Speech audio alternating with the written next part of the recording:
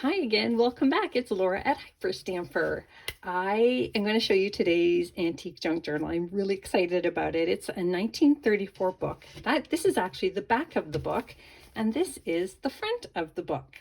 So I'm going to make this on another day, but I thought I would start with the back cover first.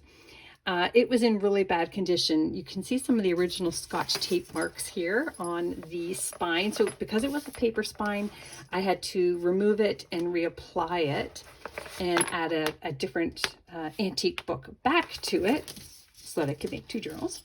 And so it was tricky, but I love how it turned out. I've got all these vintage beads down the side. I took all the colors from the original plate here on the cover, and I think it turned out really great. I made a little fabric rose here. We've got vintage doilies. It's just fun. It's a really fun journal. So let me take you on a little journey to show you every single antique page in here, and before I put it in my Etsy shop. This here is from a vintage Monopoly game. It was on the lid of the game, so I turned it into a pocket because I just thought it was fun. And this is kind of a fun, whimsical journal. And this is from the early 1900s here. Actually, yeah, 1908.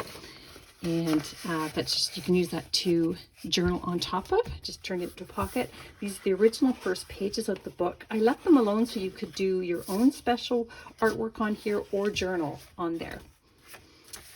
Here's just a 1930s children's book page. I love the colors on it. And this is from the internal spine of another children's book I had. And this is a recipe book. And here's one of these fun napkins I got. They are vintage. And this one is from Pennsylvania. It says hex signs, just for fancy. I'll have to find out what that means, but it's very cool. So I think that's the Pennsylvania Dutch. It was in a souvenir box. This is from the 30s here. This is a vintage stamp. This is from the early 1900s. It is a music folio that would have had music sheets in it. And this leaf, and there was about 5 others, I found inside the book that were pressed when I got the book. So somebody many years ago pressed leaves in there, which I think is really cool. This is a really pretty little page from a vintage children's book. Look how sweet that is. I just love it. So that's just for your enjoyment. I turned this into a pocket with the 1950s recipe page on the back there. And then this here is just some vintage paper. We've got another vintage children's book page and a vintage ledger page. 1950s doily making book page here. And this is from the 1800s.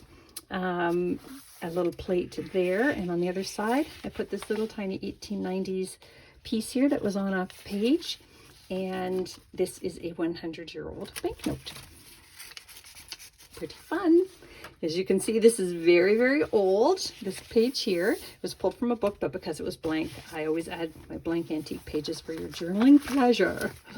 This is a 1940s transfer again, cross-stitching onto your tea towels. Look at this, the 2 apples kissing. That couldn't be any cuter. It's so sweet. I love it. So if you're a mixed media artist or you want to do your own collages, that's just a really fun piece. Or maybe you want to transfer it and do some cross-stitching. Little vintage page here. This is from the 50s, Polish embroidery book. Beautiful plate here. The embroidered lace on the top. And this is from the 1800s here, a little page topper. Little doggy, little hot dog there. He's so cute. And just some journaling spots up here. And this is a great page from, I believe, the 1930s. 1933, I believe. Yep, 1933. Look at this great image down here. It almost looks like it's 50s, but this is a very old, fun magazine page.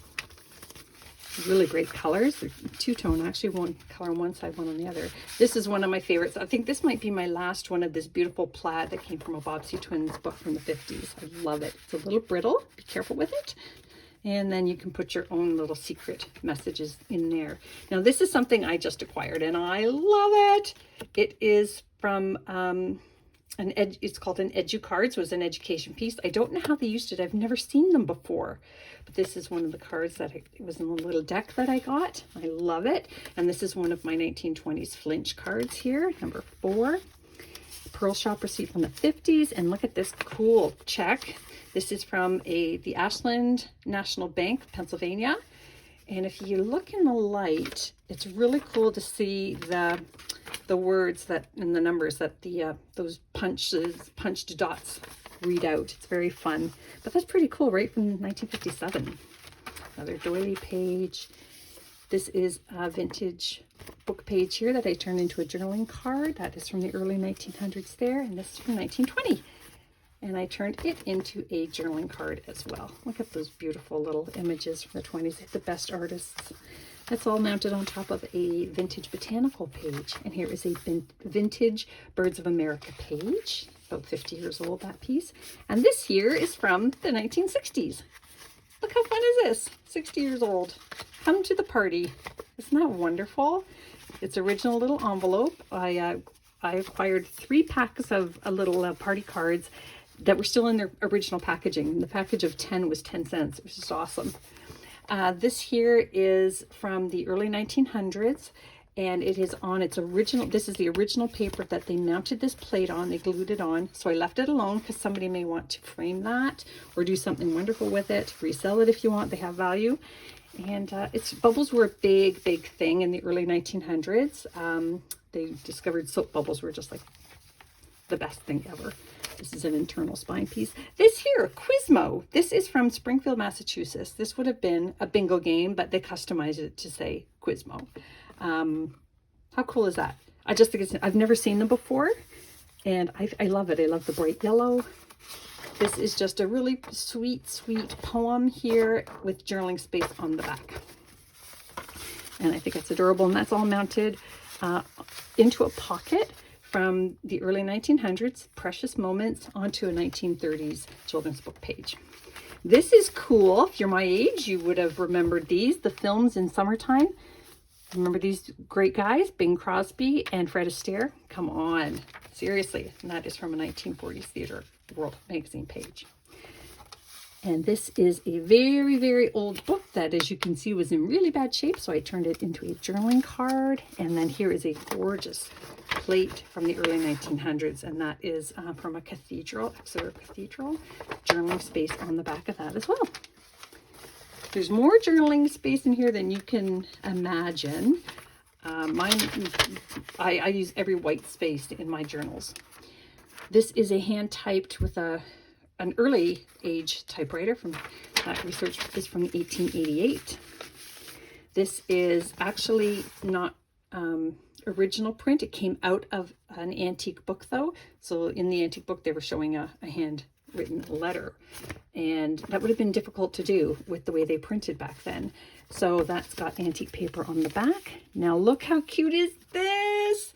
It fell out of a book again. I have another second one, but it's a little tiny costume, and this would have been early 1900s, and I can tell by the way it was worn, the color of the paper, and some little child has fussy cut this. I wish so much that I had the actual paper doll that goes with it, and it's being kept company by this 1885 German piece here that you can journal on the back of. That's sweet. Don't you just love it? That's fun. Lots of stuff in there. And then more botanical. Oh, the thistle. That's fun if you're Scottish. And another 1930s children's book page here. And then this is from the 50s. This lovely little seashore image. This is from a 1950s magazine. And then this is from a 1940s magazine. The little advertisement there. Art craft from Chicago. You could order an art craft book.